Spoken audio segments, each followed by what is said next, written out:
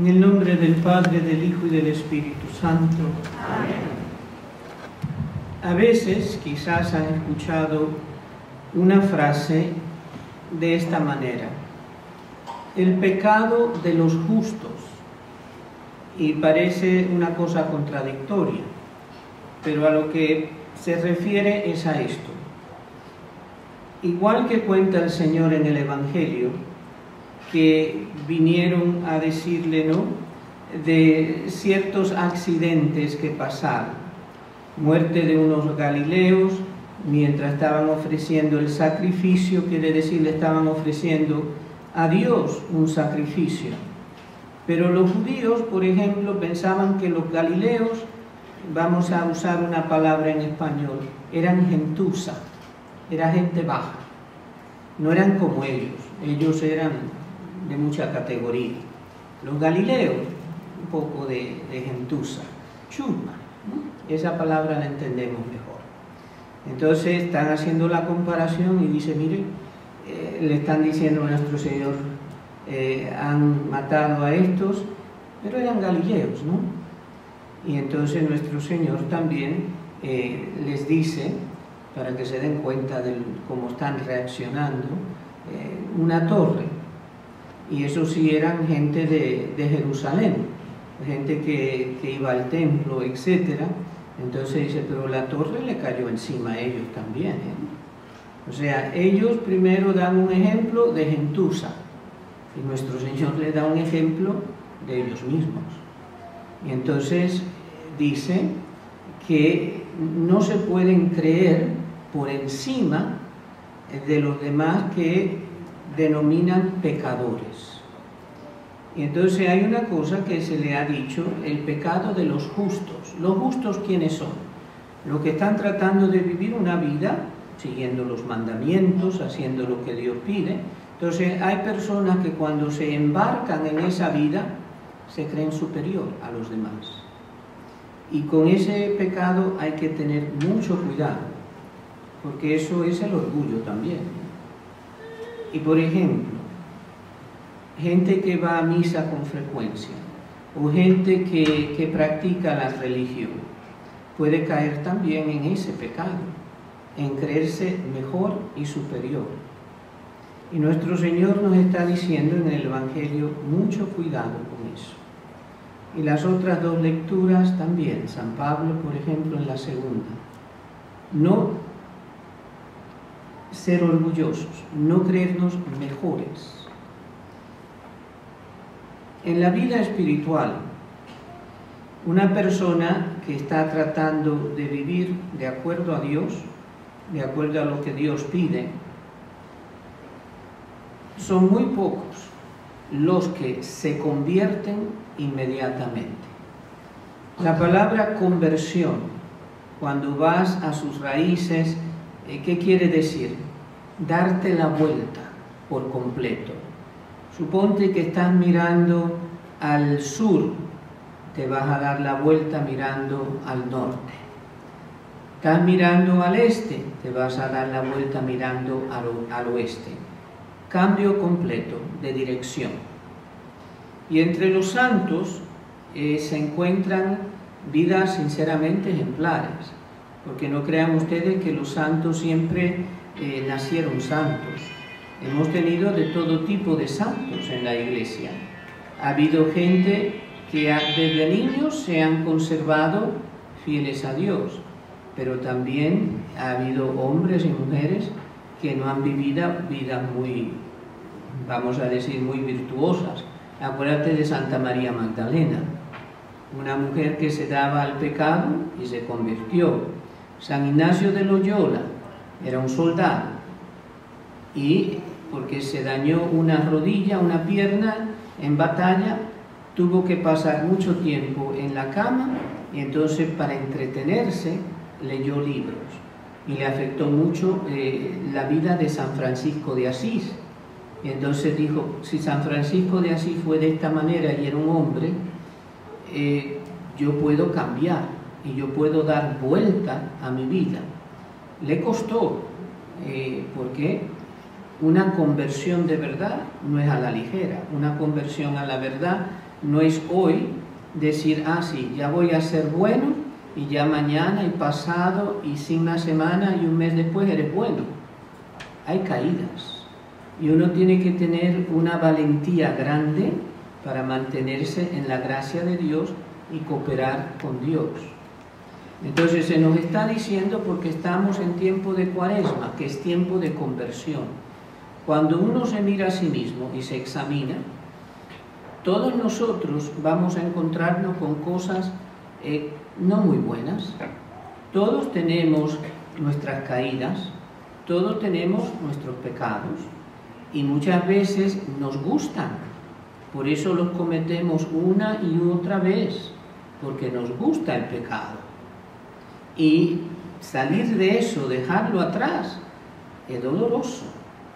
Pero sin embargo, cuando tú te conviertes, tienes que salir del pecado. Y esa es la batalla más grande que una persona va a tener consigo misma. La batalla más fuerte que tenemos es con nosotros mismos.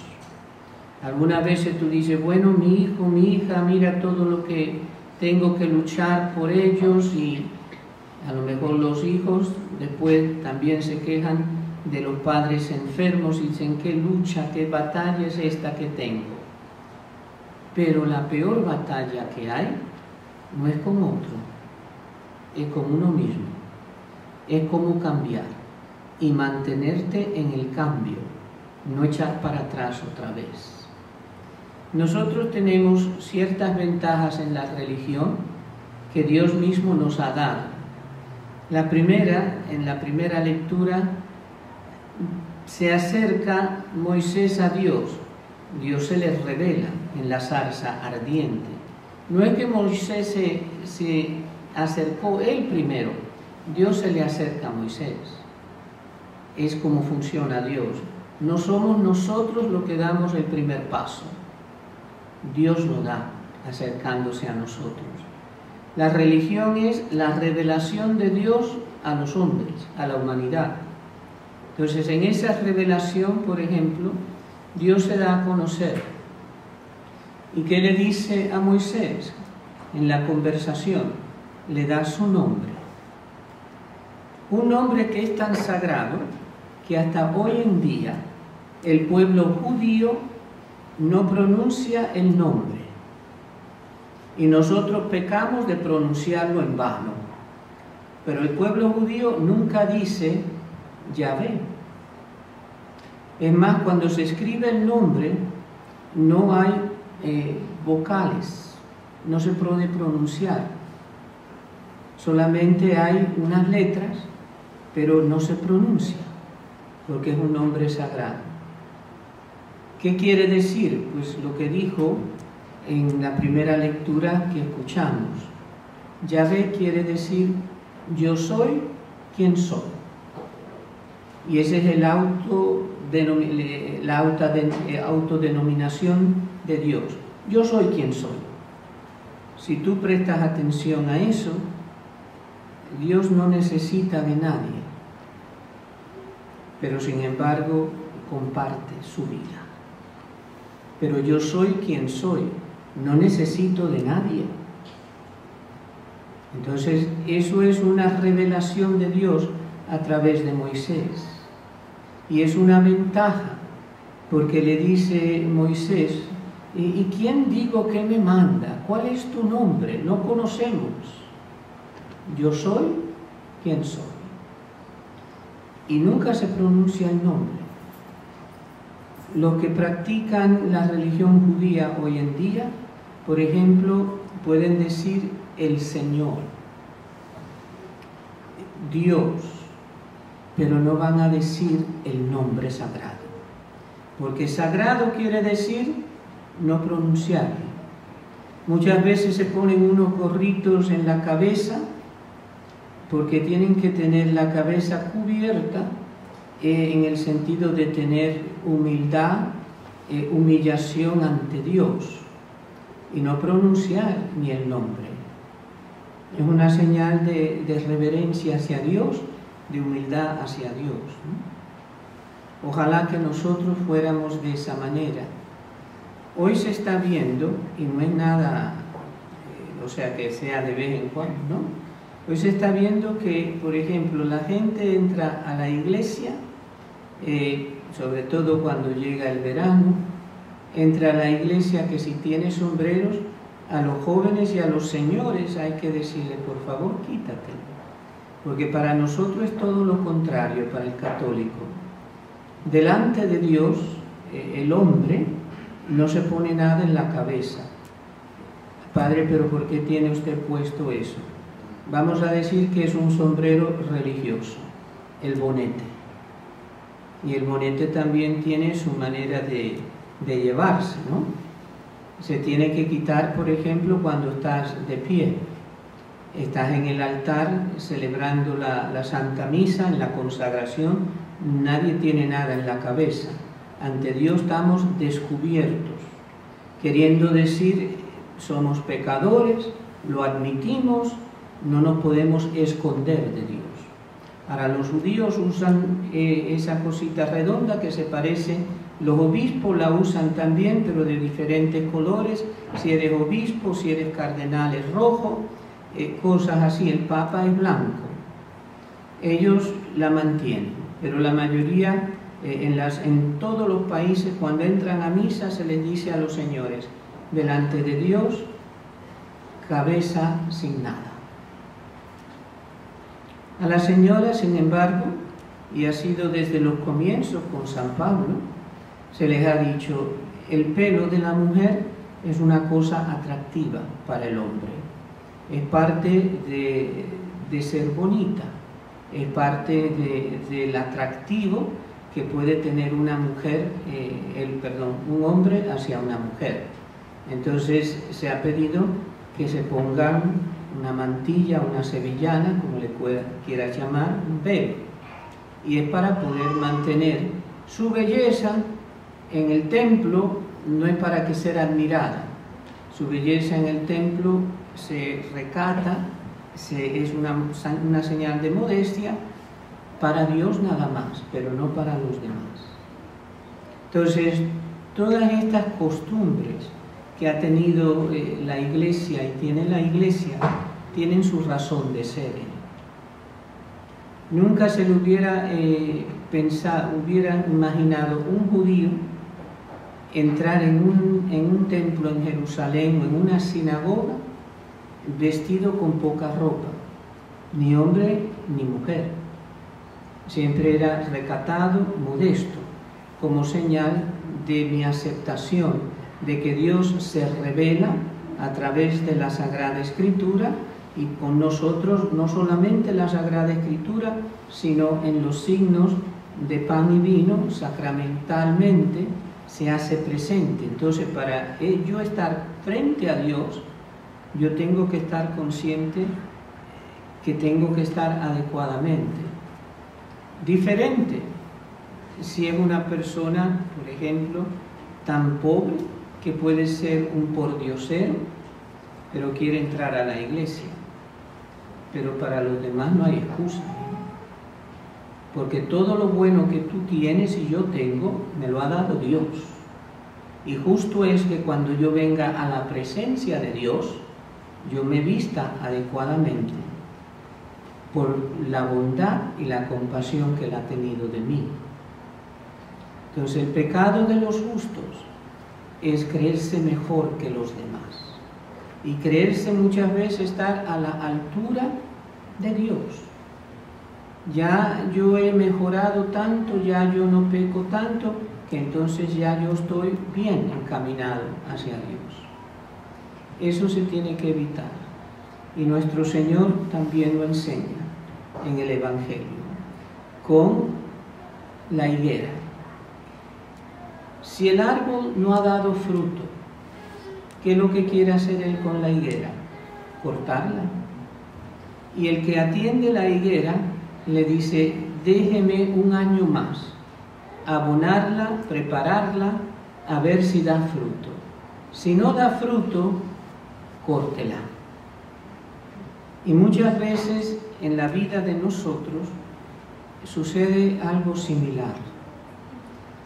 Nos gusta el pecado de tal manera que no nos separamos del pecado. Y entonces abusamos de la misericordia y de la compasión de Dios. ¿En qué sentido? En que nos decimos, yo voy a seguir pecando hasta que me muera, y entonces cuando ya esté en las últimas, yo pido perdón. Y créanme que eso de original no tiene nada, ¿eh? En la historia de la Iglesia sucedió con el emperador Constantino y con muchos otros en su época, que pensaban, no me bautizo todavía porque a mí me gusta el pecado, entonces yo voy a seguir pecando, pero cuando llegue ya la hora de la muerte, quiero que me bauticen, porque entonces ahí se perdona todo, pecado original y cualquier otro pecado. Y no había que estar yendo a la confesión, no había que estar evitando el pecado mortal para comulgar. O sea, esa manera de pensar original no es. Ha sido un error, una herejía entre algunos en la Iglesia que dicen, déjalo para el final, no lo hagas ahora. En la época del emperador Constantino, en los años 300, hubo eso. En los años 1600, un obispo católico de nombre Jansenio también le decía a la gente, ¿por qué vas a confesar? ¿Por qué vas a comulgar si vas a pecar de todas maneras? Espera que te estés muriendo para que te confieses y comulgues, y entonces vas directo al cielo. Esa no es la manera de pensar ni de Cristo ni de la Iglesia. ¿Por qué existe el sacramento de la confesión? Precisamente porque Dios sabe la debilidad humana y sabe que nos cuesta mantenernos firmes en un buen propósito. Yo puedo caer continuamente. Ahora, fíjense también el Evangelio. No está bien que uno abuse del sacramento. ¿En qué sentido? Me gusta el pecado que cometo. Pero muy fielmente me voy a confesarme y entonces Dios me tiene que perdonar siempre. Y no hay de parte de ti un esfuerzo. San Alfonso María de Ligorio, que se considera un gran confesor y escribió para nosotros acerca de la confesión, dijo, cuando te encuentres con casos así, niega la absolución, porque si la persona vuelve todo el tiempo a pecar, es creyéndose que va a venir siempre y se le va a perdonar. Pues para ponerle un freno, niega, porque la persona se tiene que dar cuenta. Suponte tú, una persona que le guste matar, cada vez que mata viene a confesarse y dice, ay, maté otra vez. Y viene 5, 6 veces, 10 veces así. Es un pecado gravísimo. Matar sin razón, no te estás defendiendo, matar por matar. Entonces, abusa de la confesión en el sentido, voy y me confieso, pero lo vuelvo a cometer. Entonces dice San Alfonso María, mira, tienes que evaluar la situación y si la persona tú ves que está haciendo muy poco esfuerzo o ningún esfuerzo, niégale la absolución para que la persona recapacite que es para su bien por lo que se le está negando. No puede seguir en la misma trayectoria. Y así hay personas, y que piensan que siguen pecando, se le tiene que perdonar, pero ya está. La vida espiritual es un combate, es una batalla. ¿La debemos de pelear solos? Nunca. Para eso está la gracia de Dios a través de los sacramentos, para eso está la intercesión de la Virgen. Y me voy a referir un poquito a la cuestión del miércoles de ceniza. ¿Dónde está toda esa gente? Vienen un día al año a coger ceniza.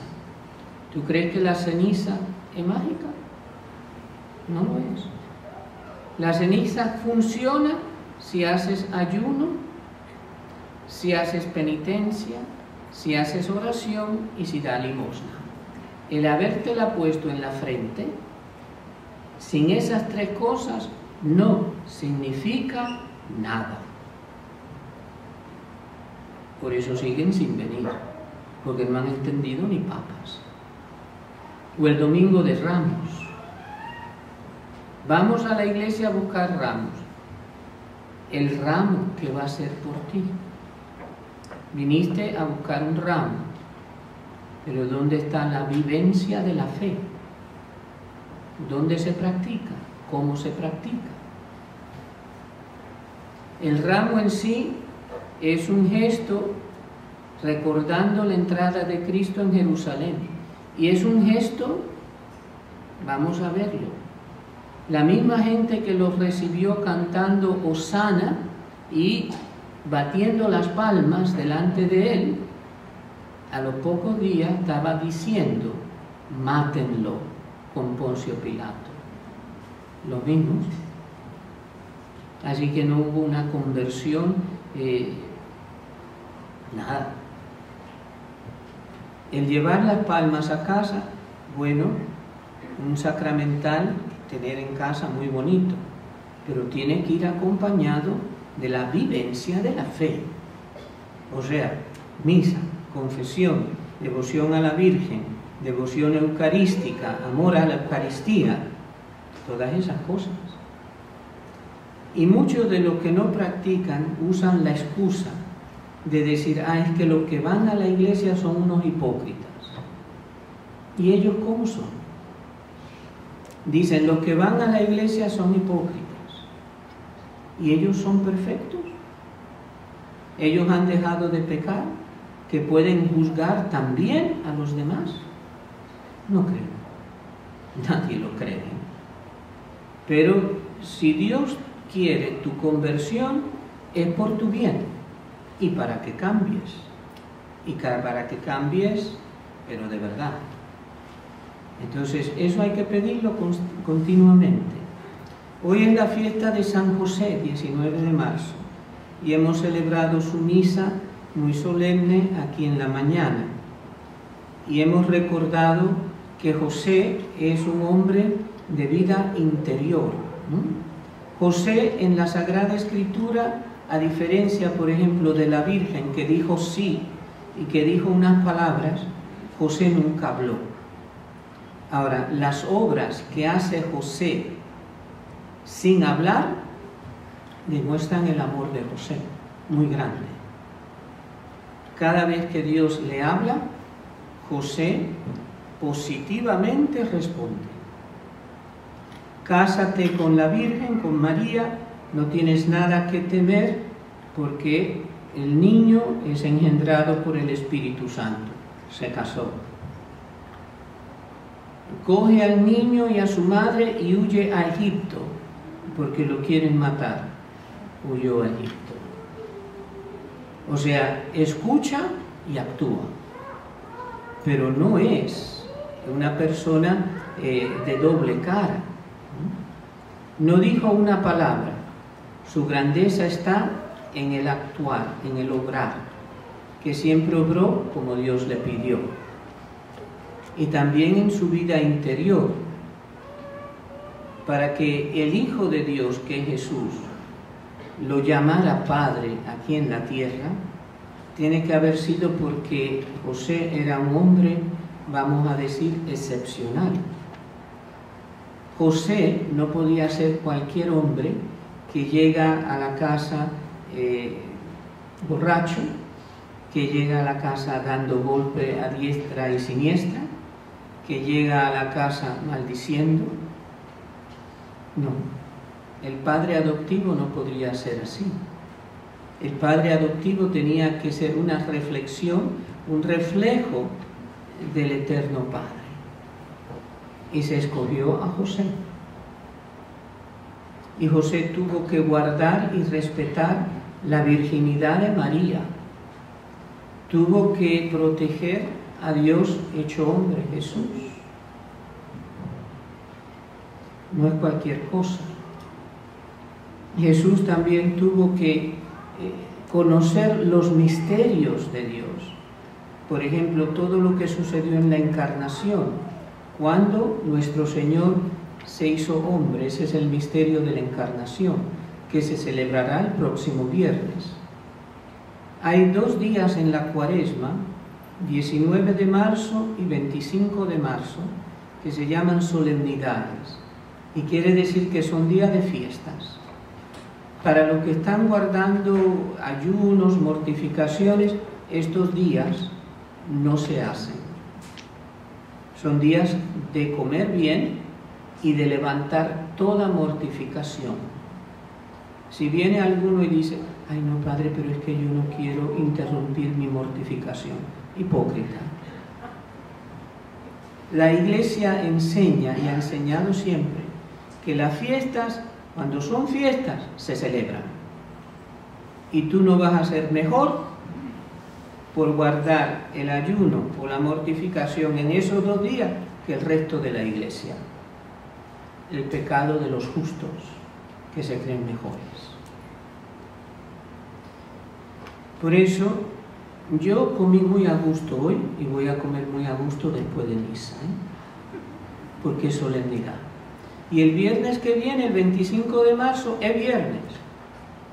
No se tiene que mantener ni la abstinencia de carne, porque es solemnidad.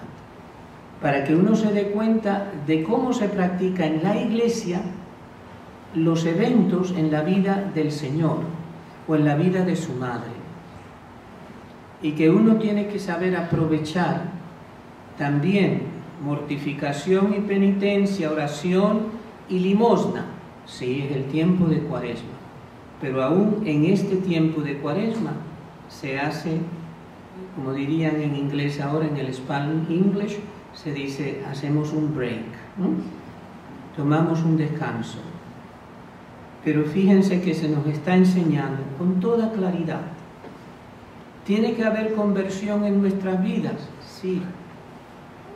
Y no se puede creer uno mejor que los demás. Porque cuando decimos el yo confieso al comenzar la misa, yo confieso porque he pecado, de pensamiento, palabra, obra y omisión. Y después, antes de comulgar, Señor, no soy digno de que entres en mi casa, pero una palabra tuya bastará para sanar mi alma. Lo decimos, admitimos que somos pecadores 2 veces en la misa, Y los santos eran los primeros en decir, soy un miserable pecador, para que uno se ande imaginando, fantaseando de que uno ya no es pecador tanto. Siempre tenemos nuestras faltas, y eso nos mantiene humildes, no nos mantiene por encima de los demás, nos mantiene humildes. En la Cuaresma, por lo tanto, ¿tenemos que aprovechar el tiempo de la gracia que se nos ofrece? Sí, porque puede suceder, como dijo el Señor en el Evangelio, si el árbol no da fruto, se corta.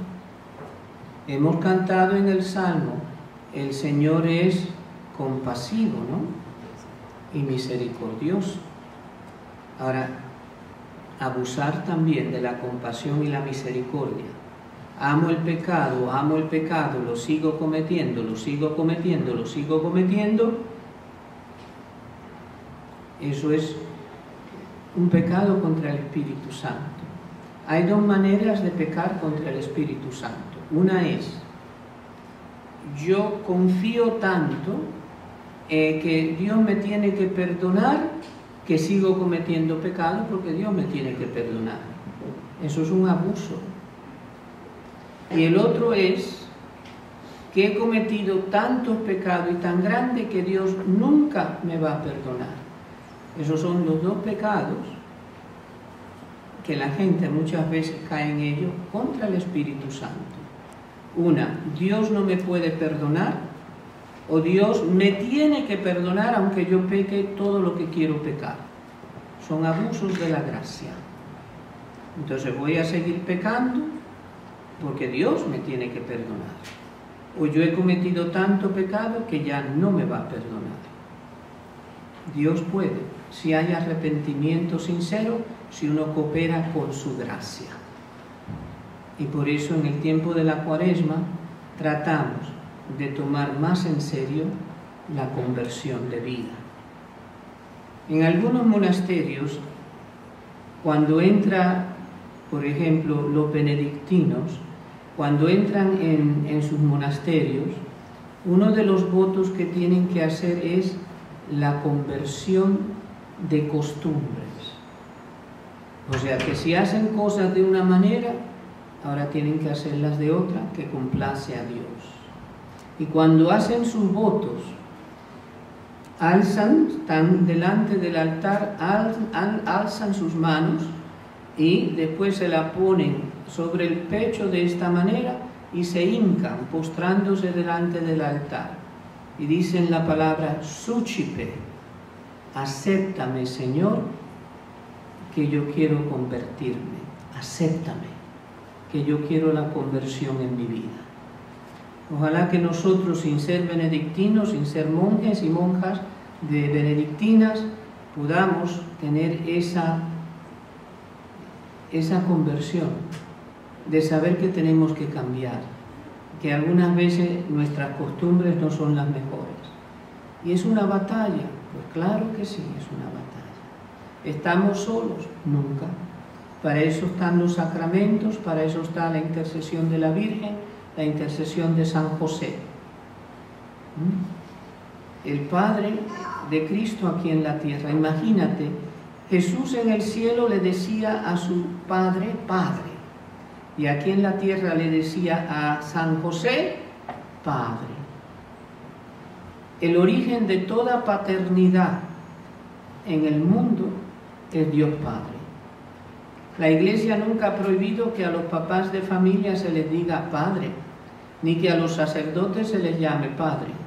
Lo que hay es que reconocer que el origen de toda paternidad, cómo debe ser un padre de familia, cómo debe ser un sacerdote espiritualmente, ser padre para la gente, viene de Dios Padre.